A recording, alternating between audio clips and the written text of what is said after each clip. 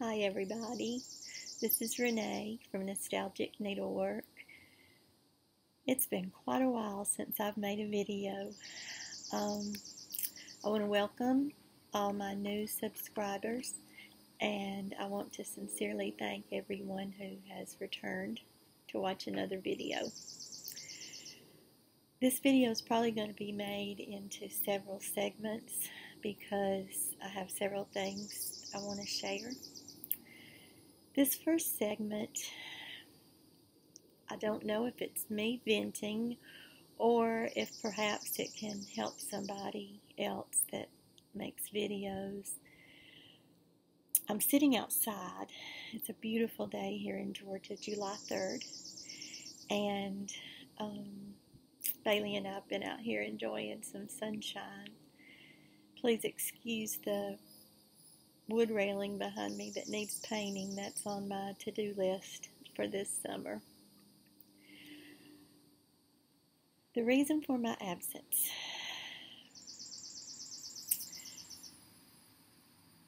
Several months ago, I got wind that an extended family member, not my children or my husband or my parents, had watched some of my videos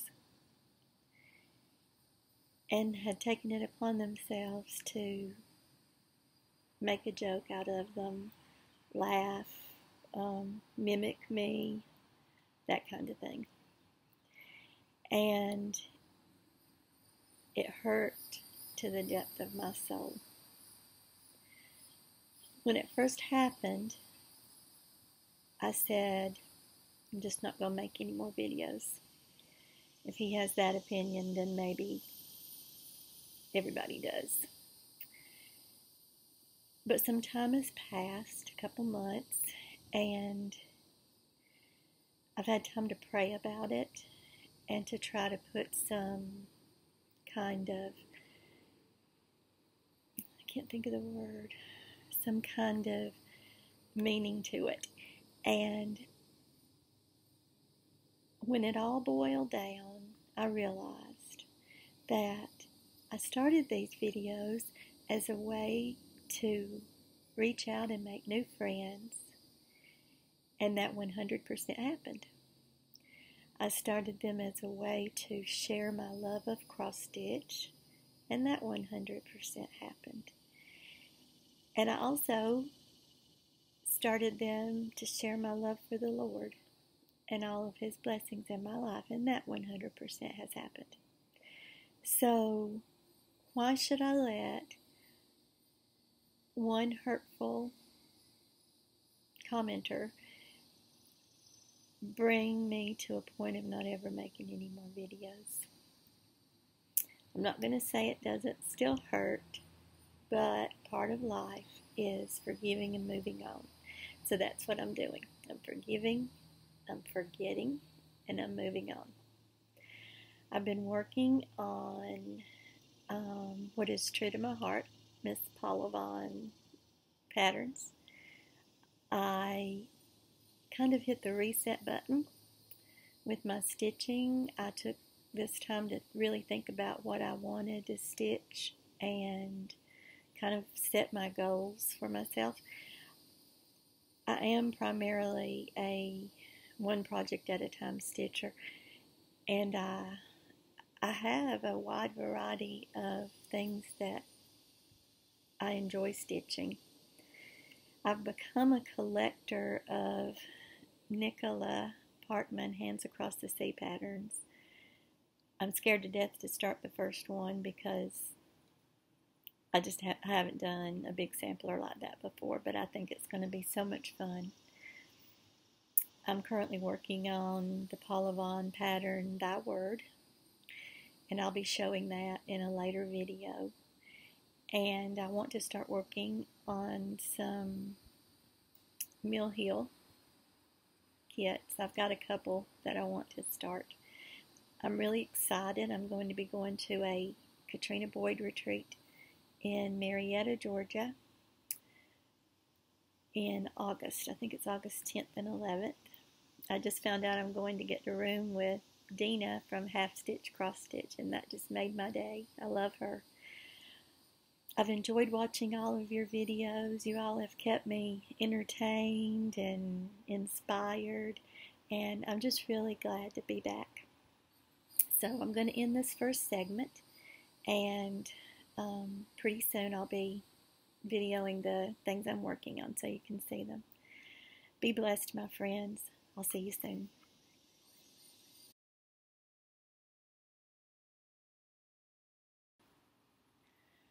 I want to show you all what I've been working on. I've shared before in videos how much I love Paula Vaughn. I even shared it in the first segment of this video. When I was at a Katrina Boyd retreat, my first retreat ever, back in November of 2017 in Pigeon Forge, Tennessee, I had the pleasure of meeting several Flosstubers who I had admired. I met Marlene stitching at the lake. I met Dina, half stitch, cross stitch. I met Yvonne, the Night Owl Stitcher. I met Jennifer, Jen Stitching Niche. I met Teresa Vanette from Shakespeare's Peddler, and a myriad of others. And the person sitting across from me was Bona Pfeiffer. I am here to tell you that everything you see in her videos is truly her. She is one of the most kind, loving, uplifting people I've ever met. And she's really touched my heart forever. Through our conversation at some point, I had not taken anything to put on the giveaway table. It being my first retreat, I was kind of like a fish out of water. So I really didn't feel good about going up and taking anything. But I did walk by and glance at the table. Well, I came back to my seat, and Vonna said, "Renee, did you see anything up there you wanted?" And I said, "Well, I saw a couple of Paula Vaughn things, but I didn't bring anything, so I don't want to take something if I didn't bring anything." She said, "I brought those, and I want you to have them." So that makes them even more special to me. And this is what I picked up. There's another couple of things I picked up, that she had brought, but this was the book. Or maybe an outside, I don't know how it's going to do. The Best of Paula Vaughn, Book 2. She had placed this on the table, and this had several patterns in it that I had wanted to stitch. Well, the one that I've chosen to stitch first is Thy Word. And I just want to quickly read to you. These books are beautifully photographed and put together, and they're collector items, in my opinion, just by themselves. But I just want to read a little paragraph about what it says about Thy Word. Momentarily set aside beneath the illuminating glow of a vintage oil lamp, an embroiderer's artistry presents a verse of divine scripture. Just as the lamplight keeps the stitcher moving in the right direction, the Holy Spirit guides Paula in her everyday life. I feel like every opportunity and everything that has happened has been directly from Him, meaning God. So I've got here my whip. If it can be messed up, I am really good at doing that. So if you ever need a professional at messing your fabric up, call me. That being said, it called for cream Belfast linen. I believe it called for 32 count. But my favorite count to work on is by far 28. I hear the airplane going over. I hope it's not too loud. I'll wait just a minute. Sorry. It's the second one I've heard since I've been trying to video. So I guess people are out flying today. I chose to use an even weave 28 count. Instead of cream, I got off-white. I am certain that I got it from 123 Stitch, but I cannot remember the manufacturer. It's very soft. I ordered a big piece because I had several things I wanted to stitch on this color and on this count. However, I don't know what I did. I think I like to start in the center, and I think I moved it over just a little bit too far down, a little too far over to the left and a little too far down to the bottom. So my margins are maybe a half, 3/4 inch. I'm going to make it work. I'll probably have to frame it myself. I thought about making it into a pillow. I don't know. I'm going to have to just look. I'd love your suggestions if you think I should frame it or if you think I should make it into a pillow, because it would match perfectly in my guest bedroom as a bed decorative pillow or as a wall hanging. So you tell me what you think. This is, let me hold this up against the book and see if you can see it better. This is my whip. You can see right there how close to the edge, and that's how close it's going to be all the way around, I believe. I'm using the DMC called for colors. This is as high up. I went ahead and stitched to the top so I could see how much to see. That's why I think I brought it down a little bit too far, because this has a little ways to come down, and it's going to leave more room at the top than it does at the bottom. But I just mismeasured and then, or maybe measured correctly and misplaced on the fabric. So I just find Paula Vaughn hard to start in the corner, especially on this pattern, because the window and the curtains were way away from this side, and the way the pattern was designed, I just could tell that it would be better for my stitching to start in the middle. This is going to be an oil lamp. This is the embroidery hoop that says "Thy word is a lamp unto my feet." This is a little pin cushion. This is going to be a vase. And this is the window, and the curtains end up flowing this way. So I'm probably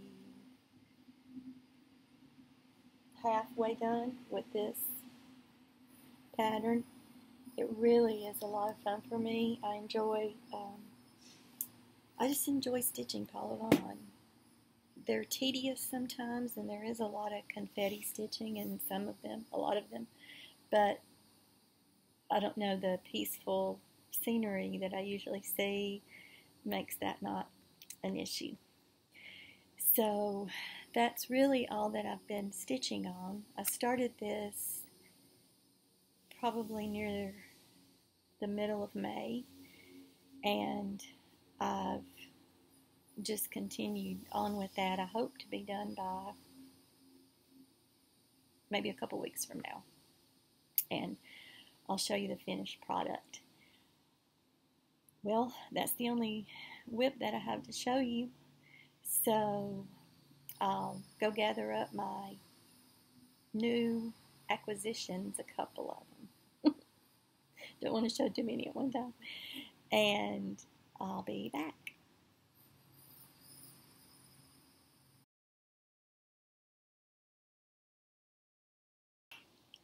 I have to tell you all, Bailey thinks I have absolutely lost my mind, because I'm sitting here on the top landing of our back steps, and she's used to me bringing her out here in her little fenced-in yard and letting her go potty and play a little bit, and then us going back in, and she just can't figure out why I'm talking to my computer and looking at my cross stitch, so she's whining, ooh, ooh. And I tell her, shh. And she'll walk back in the house, and then she'll come back out here and she'll arf one time at me. So she'll be glad when I get finished with this video. She's so funny. my latest acquisitions. These are my last two that I received, the only two I've received this week. I purchased Little House Needleworks Summer ABCs. I was very excited to get this. I purchased it from Julie at Gulf Coast Stitches. I love her store. I love her service. I love her videos. I love her personality. I just think she's awesome. And I usually get my things just really quickly. This is so pretty. And I think the thing, I have autumn ABCs, spring ABCs, winter ABCs. Of course I wanted summer, but the thing that really drew me in was the watermelon right there. I've loved watermelon since I was a little girl. My pawpaw was a preacher, but he also farmed, and he had a huge garden, and on Sunday afternoons we'd all come down and visit, and he'd go out. I remember him going out, and he'd pick 3 watermelons and bring them in the house, and my nanny would cut them, and oh my goodness, they were so sweet and good. And red meated watermelons are my favorite, but he also had yellow meated watermelons. And I have a funny story. Growing up in the South, you kind of take it for granted that everybody knows what to do with stuff. And I know this is supposed to be about my new acquisitions, but this just came to my feeble mind, and I think it's funny. I'm not making fun of anybody. I just have to get my giggles when I can.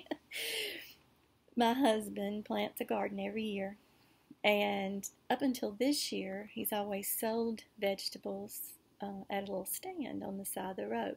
But lately, this season, what we haven't been putting up, as Julie says, he has been taking to a little farmer's market down in Auburn, Georgia.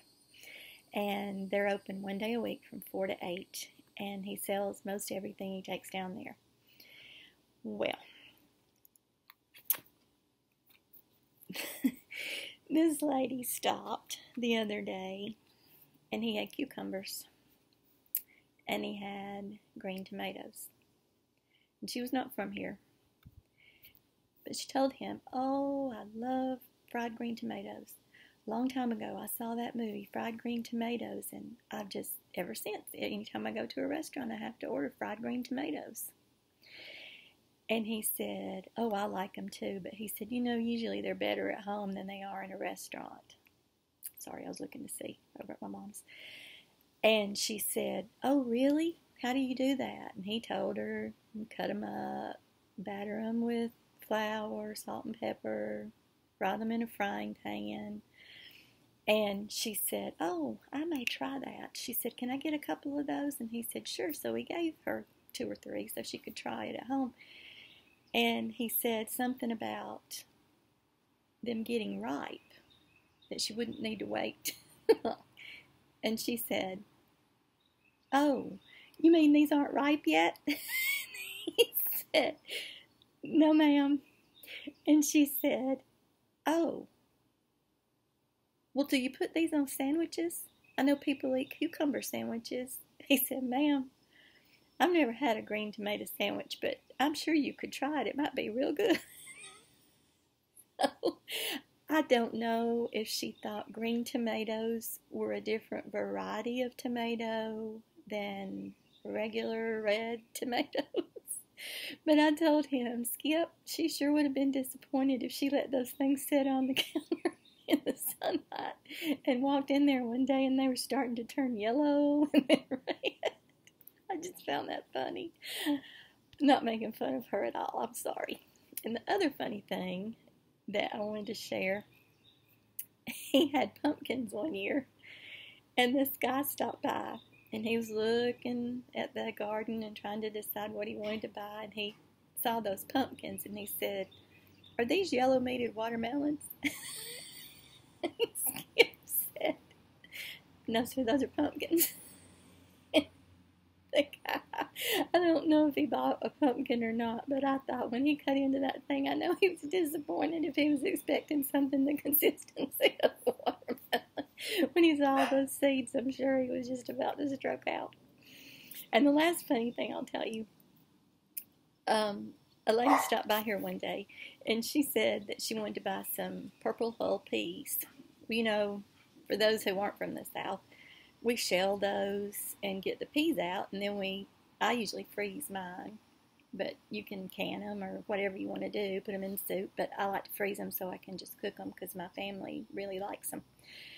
Well, this lady, she was an elderly lady, and she said, let me tell you a funny story. She said, my son lives in South Georgia. I'm sorry, her grandson lives in South Georgia, and she said his girlfriend's not from around there. So she went and she bought some purple hull peas. And she said, he called me one day and he said, Granny, Susie, I'll say, cooked some purple green beans the other day. And he said they were real tender on the inside, but the outside was just real chewy and crisp. Skip thought for a minute. And he said, oh no, did she cook those purple hull peas like you would green beans? And this lady said yes. And then she said, but don't worry, I set them straight. So we just had some of the sweetest little stories. And the garden is more therapy for him than anything, because Skip does have PTSD from his time in Iraq. He'd served 2 tours there. And so that garden is great therapy for him, and meeting the people that he gets to meet and talk about his vegetables and that kind of thing. He always starts in probably January or February drawing out what he's going to plant where, and he tries to rotate the crops, of course. And he just has a good time with that. So I just wanted to share those funny little stories. People are sweet. The second thing that I got was the newest release that I know of from Nicola Parkman, my beloved gift. And this just came in, and I haven't read. I skimmed through the inside, but I haven't sat down to read it. So I'm really excited about reading about how this is supposed to be stitched. One quirky thing about me, I love to order these Hands Across the Sea patterns directly from Nicola. It just makes it special for me, so I usually do that, and I did order this one. And there's some excitement about getting the envelope, and it says Royal Mail. I heard another Flosstuber say that their children thought that was the coolest thing, and it really is, even for an old lady like me. She gives on here 32 through 46 count fabric dimensions. I'm going to stitch it on 28. I know it's going to be really long, because I'm sorry, that's Daily. Somebody must be at the front door, but I'm not going to stop my video. Even at 32 count, the dimensions are 14 inches by 64 inches. That, my friends, is a cow. My daddy has cows. So I know it's going to be really long, but for my eyes and my enjoyment of stitching, I'm going to use a 28 count. The color this calls for, let me see, I should have looked this up before I started.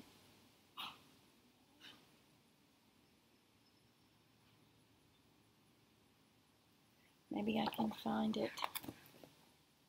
I don't know what, I'm not finding it, and I don't want to bore you, so I'm not sure what color fabric it calls for. However, it does give the threads for silks and for DMC. I would love to stitch it in silks. If I do that, I'll have to collect them over time. If not, I'll just use the DMC conversion. I think somebody's here, so I'll be right back.